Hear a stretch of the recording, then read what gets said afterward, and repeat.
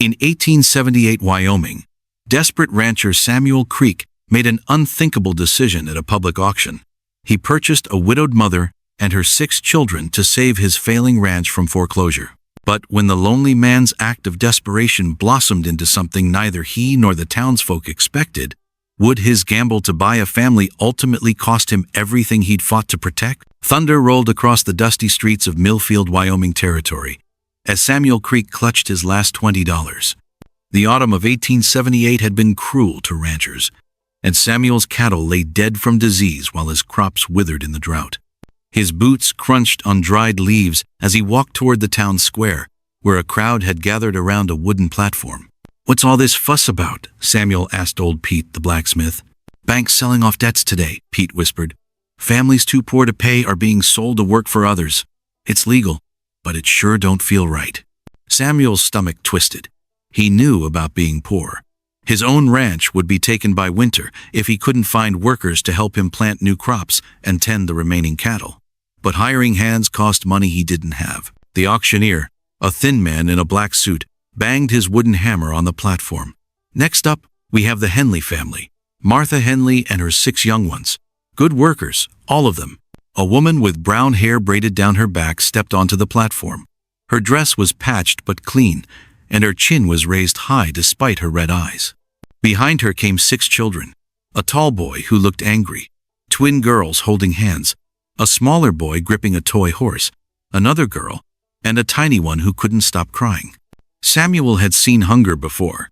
He'd felt it gnawing at his own belly for months, but seeing it in the faces of children made his chest ache in a way he'd never felt. "Starting bid is $50, the auctioneer called out. The crowd shuffled their feet.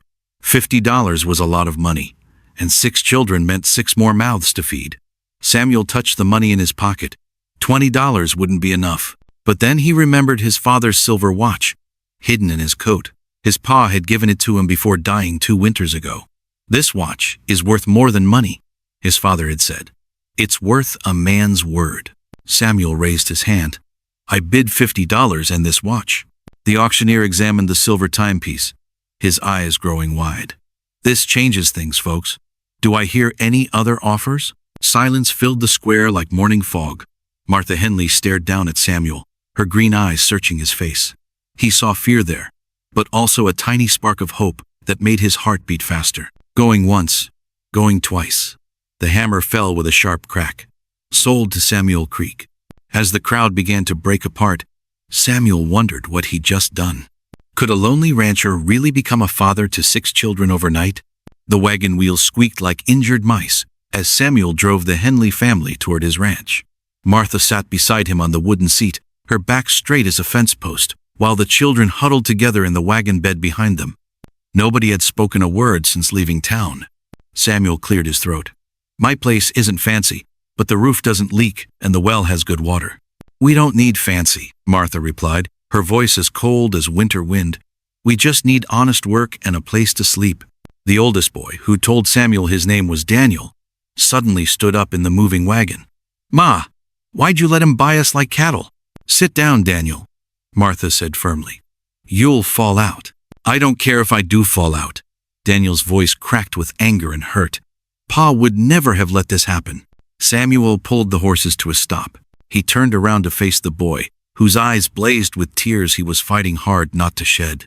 "Your pa was a good man, son. Sometimes good men die too young, and the people they love have to make hard choices to survive."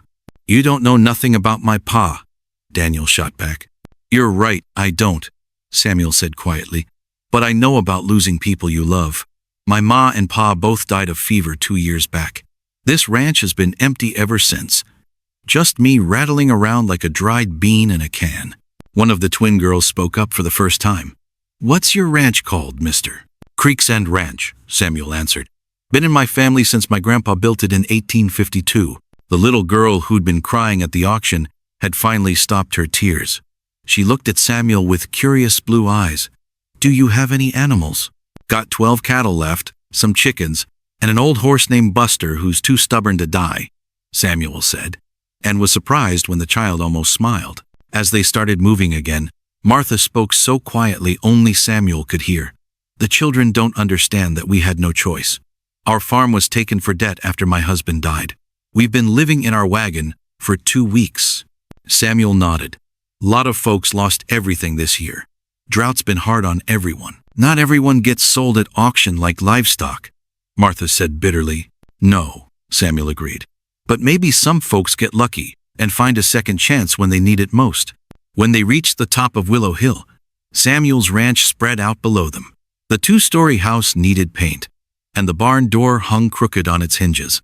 But the land stretched green and wide under the afternoon sun. But Samuel's attention was caught by something that made his blood run cold. 3 riders sitting their horses near his front porch, waiting. The wagon bounced hard over a deep rut, causing little Lucy to grab onto her mother's skirt. Samuel pulled the horses to a stop and jumped down to check the broken wheel spoke that now stuck out like a crooked finger. "How bad is it?" Martha asked, her voice tight with worry as storm clouds gathered overhead. Samuel ran his calloused hand along the damaged wood. "Bad enough. We'll need to walk the rest of the way." He looked up at the darkening sky. "Storm's coming fast." Daniel, the oldest boy, climbed down from the wagon bed. "I can help carry things, sir." The formal way the boy said "sir" made Samuel's chest tighten. These children had learned to be careful around adults, probably the hard way. "Just call me Samuel," he said gently. As they gathered their few belongings, the first fat raindrops began to fall. Samuel hefted the youngest girl onto his shoulders, while Martha took the hand of 6-year-old Emma. The twins, Rose and Ruth, stayed close together as they always did, whispering secrets only they understood. 8-year-old Tommy clutched his wooden horse tight against his chest. "There!" Samuel pointed through the rain to where lamplight glowed in windows ahead. "That's home." But as they approached the house, Samuel's stomach dropped. The front door stood wide open, banging in the wind.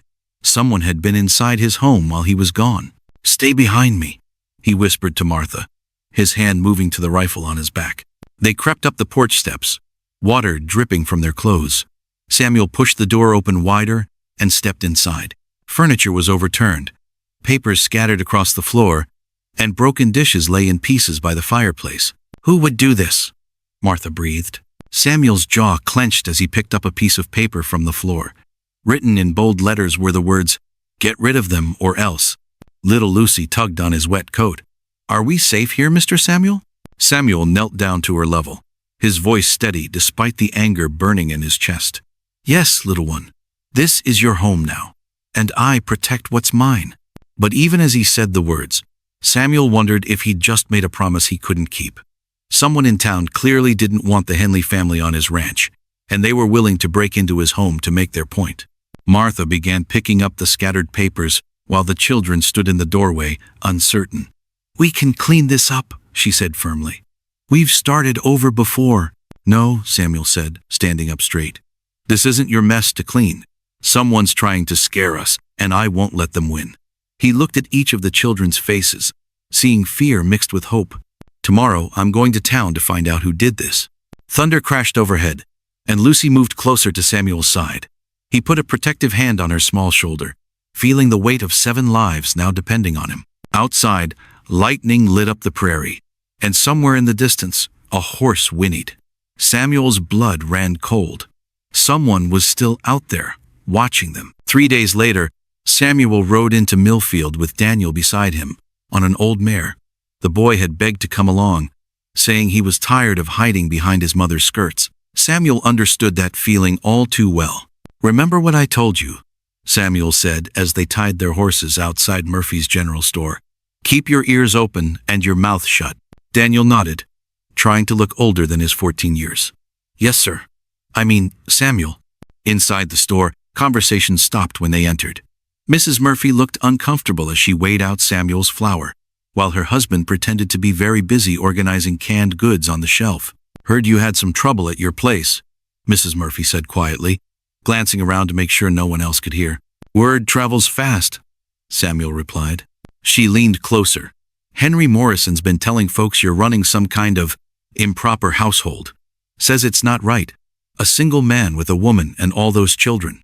Samuel's hands tightened into fists. "Martha and I are both adults making an honest living." "I know that," Mrs. Murphy whispered urgently. But Morrison's got the town council's ear, and they're planning something. My husband heard them talking after church yesterday. Daniel stepped closer, his young face serious. What kind of something? Mrs. Murphy looked at the boy with sad eyes. They're saying the children might be better off in an orphanage back east, somewhere more proper. The words hit Samuel like a physical blow. He'd known there would be talk, but he hadn't expected this. They can't just take them away. Morrison's got money and influence, Mrs. Murphy said, and Judge Williams owes him favors. Samuel bought his supplies quickly and headed for the door, but Daniel caught his arm. Samuel, wait, look. Across the street, Henry Morrison stood talking to Sheriff Garrett and two other men Samuel didn't recognize. They wore clean suits and carried leather cases like traveling salesmen, but their eyes were cold and calculating. Those must be the men from the territorial office, Mrs. Murphy said, having followed them to the window. Morrison sent for them last week. Samuel watched as Morrison pointed in their direction. One of the suited men wrote something in a small notebook. We need to go, Samuel said, his voice tight with controlled fear. But as they untied their horses, Sheriff Garrett crossed the street toward them. Samuel, I need a word. What about, Bill? The sheriff looked uncomfortable, his hat in his hands. These gentlemen are here to investigate reports of improper living arrangements. They'll be coming out to your ranch tomorrow morning. Samuel mounted his horse, his mind racing. What exactly are they investigating? The welfare of those children, Garrett said quietly. Morrison's filed a formal complaint with the territorial government, claiming they're being kept in unsafe conditions. Daniel's face went pale, but he kept his voice steady. What happens if they decide we're unsafe? Sheriff Garrett couldn't meet the boy's eyes. Son, that's not for me to say. Samuel spurred his horse into motion. Come on, Daniel. We need to get home. As they rode out of town, Daniel finally spoke. They're going to try to take us away, aren't they? Samuel looked at the boy's determined face and made a decision that would change everything. Not if I have anything to say about it. But I'll need your help. And your mother's too. What kind of help? Samuel smiled grimly. The kind that might get us all in trouble. Are you willing to fight for your family? Daniel straightened in his saddle. Yes, sir. We all are. Behind them, dust clouds marked the approach of other riders. And Samuel knew their peaceful days were over. Sheriff Garrett burst through Samuel's front door without knocking, his badge catching the morning light like a warning. Samuel, you need to come with me right now. There's been an accusation made against you in town. Martha dropped the plate she was washing, the sound of breaking china filling the kitchen like a gunshot. The children froze at the breakfast table, their spoons halfway to their mouths, sensing danger the way wild animals do before a storm. What kind of accusation? Samuel asked, his voice steady despite the ice forming in his chest. Henry Morrison filed papers with Judge Williams yesterday evening. Says you're keeping this family against their will, that it's against the law to own people after what happened back east. Daniel stood up so fast his chair toppled backward. Nobody owns us. We chose to stay here. The sheriff's face softened as he looked at the boy. I know that, son, but the law says different when money changes hands at an auction. Morrison's got witnesses who saw the whole thing. Martha wiped her hands on her apron, her movements sharp with anger. So, we're supposed to starve on the streets because Henry Morrison wants this land? Ma'am, I'm just doing my job. Judge wants to see all of you in his chambers by noon today. Little Lucy started crying, and without thinking, Samuel scooped her up in his arms. She buried her face against his shoulder, her small body shaking. The gesture felt as natural as breathing, but he saw the sheriff notice it, saw him writing something in his little notebook. There's more, Sheriff Garrett said quietly. Morrison's claiming you bought Martha as a wife, not a worker. Says it's indecent, having an unmarried woman living under your roof with all these children. The words hit Samuel like a punch to the stomach. He'd been so focused on saving his ranch, on giving this family a home, that he hadn't considered how it might look to others. That's ridiculous, Martha said, but her cheeks had turned red. I have my own room upstairs. Mr. Creek has been nothing but respectful. I believe you, ma'am. But Morrison's got half the town council convinced otherwise.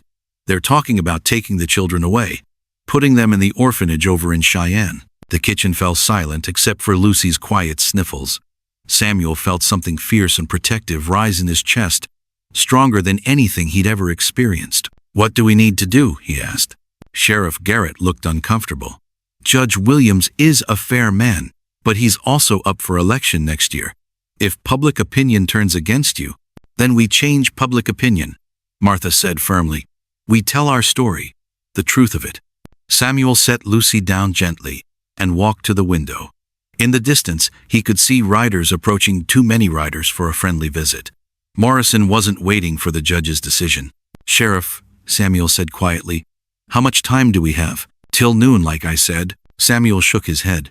I mean, how much time before those men out there decide to take matters into their own hands? Sheriff Garrett looked out the window and cursed under his breath. Not nearly enough. The riders stopped just outside Samuel's fence line, close enough to make their presence known, but far enough to avoid trespassing charges. Henry Morrison sat his horse like a king, surveying his future kingdom, flanked by 6 men Samuel recognized from town. Samuel Creek! Morrison's voice carried across the yard like thunder. Time to discuss terms.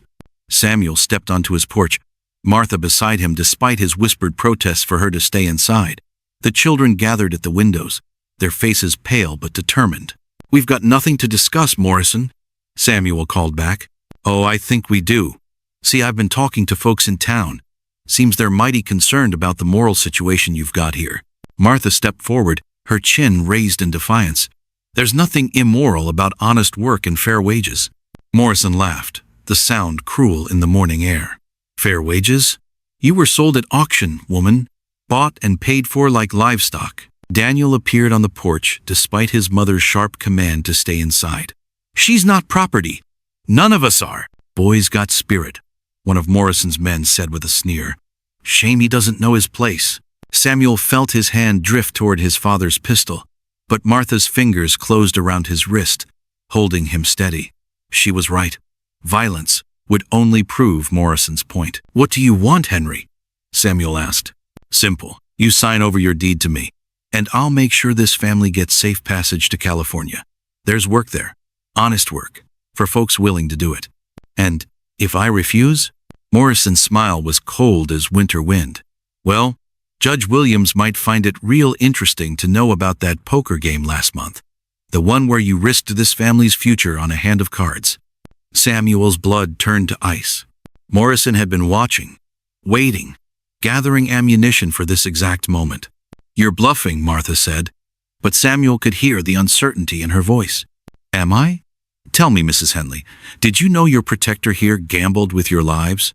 Sat at my table and bet everything he claimed to care about on the turn of a card? The words hit Martha like physical blows. Samuel saw doubt creep into her eyes, saw the trust they'd built over months begin to crumble. It wasn't like that, Samuel said desperately. I was trying to protect you, all of you, by risking everything we'd built. Martha's voice was barely above a whisper. Morrison sensed weakness like a wolf smells blood. Mrs. Henley, I'm offering you and your children real freedom, not dependence on a man who sees you as property he wanted cards. The morning sun climbed higher, burning off the dew and heating the tension between the two groups. Samuel could feel his world slipping away, everything he'd fought for dissolving like morning mist. Then Lucy's voice cut through the standoff, clear and strong despite her 4 years. Mama, why is the mean man lying about Papa Sam? The simple question hung in the air like a challenge. Morrison's men shifted uncomfortably in their saddles, suddenly seeing the situation through the eyes of a child. Because some people, Martha said slowly, her voice growing stronger with each word, think love can be bought and sold, but they're wrong. She stepped closer to Samuel, her hand finding his. This man may have paid money at that auction, but what he gave us was hope. What we gave him was a family. No amount of gold can buy that. Morrison's face darkened with rage. You've got 1 hour to decide, Creek. After that, I can't guarantee what happens next. As the riders wheeled away, Samuel felt the weight of the coming storm. The real battle was just beginning. The clock on the saloon wall showed midnight when Samuel pushed open the heavy wooden doors. Inside, thick smoke made everything look fuzzy, like a bad dream. But this was real, and tonight would decide if his new family had a home tomorrow. Henry Morrison sat at the biggest table, counting his money like a king counting gold coins. His fancy clothes made him look important, but Samuel knew better. Important men didn't steal homes from families. "Look who came crawling back," Morrison said with a mean smile. "Did you bring me the keys to your house?" Samuel pulled out his father's silver watch, the one thing he'd never sold even when he was hungry. It caught the lamplight and sparkled like a star. "I came to play cards." The other men at the table stopped talking. Everyone knew Samuel Creek was broke, but that watch was worth more than most people made in a year. "One game," Samuel said, his voice steady as stone. "If I win, you tear up my debt papers and leave us alone forever. If you win, you get the watch and I'll pack up my things." Morrison's eyes got greedy when he looked at the watch. "What about the woman and her kids?" "They're my family now," Samuel said. "They go where I go." The dealer shuffled the cards so fast they sounded like bird wings. Samuel thought about Martha making breakfast that morning, humming while she cooked. He thought about little Lucy asking him to read her a story. He thought about Daniel working beside him, trying so hard to be a man. The cards felt warm in his hands. 3 queens looked back at him. The Queen of Hearts, the Queen of Diamonds, and the Queen of Spades. His heart beat fast, but his hands stayed calm. Morrison bet everything he had. Samuel did the same. The room got so quiet you could hear the mice in the walls. "Show your cards," the dealer said. Morrison laid down 2 pairs, kings and jacks. Good cards, but not good enough. Samuel placed his 3 queens on the table one by one. The other men whistled low. Morrison's face turned red, then white. "Well," Morrison said through tight lips, "looks like luck is on your side tonight." Samuel picked up the papers that said Morrison owned his ranch. Without saying a word, he tore them into tiny pieces and let them fall like snow. Outside, the stars seemed brighter than usual. Samuel had gambled everything on one hand of cards. But really, he'd been gambling on something bigger, the idea that sometimes broken people could fix each other. The watch felt heavy in his pocket as he rode home, but his heart felt light as air. When spring came to Wyoming in 1879, it painted the world green in ways that made you believe in magic again. Samuel stood watching his fields grow tall and strong, just like his family had grown in the months since that poker game. "Papa Sam, Papa Sam." Lucy ran toward him, her yellow dress bright as sunshine. She'd started calling him that right after Christmas, and each time she said it, his chest got warm and full. Martha was hanging laundry on the line, singing a song her mother used to sing. The twins helped her, racing to see who could hang sheets faster. They all looked healthy now, with pink cheeks and bright eyes. Daniel rode up on his horse, dusty from checking the cattle in the far field. At 15, he was almost as tall as Samuel, and twice as serious. "Found 2 new calves born this morning," he said, trying not to smile too big. "Good work," Samuel said, and meant it. The boy had learned ranching faster than anyone expected. That evening, they all sat on the porch watching the sunset paint the sky orange and purple. Martha's hand found Samuel's, warm and sure. They'd gotten married in February with just the preacher and the children watching. It wasn't about love at first. It was about choosing each other every single day. "Tell us the story again," Lucy said, climbing onto Samuel's lap. "About how you saved us at the card game." Samuel laughed. "I think you saved me, little one." Martha squeezed his hand. "We all saved each other." The 8-year-old boy, Tommy, looked up from whittling his wooden horse. "Will we always stay together?" "Always," Samuel promised. "This is home now. Our home." As the stars came out one by one, Samuel thought about that terrible day at the auction. He'd gone to town thinking he was buying workers for his ranch. Instead, he'd found something worth more than all the land in Wyoming. A family that chose to love him back. Martha started humming again, the same song from the morning. The children joined in, even Daniel's changing voice adding to the music. Samuel didn't know the words, but he hummed along anyway. A train whistle echoed across the prairie, carrying its lonely sound to the stars. But here on this porch, surrounded by the people who made his house a home, Samuel Creek wasn't lonely anymore. He'd learned something important that year. You don't find family. You build it one day at a time, with kindness and hard work, and the courage to keep your promises. The silver watch ticked steady and sure in his pocket, counting the moments of a life finally worth living.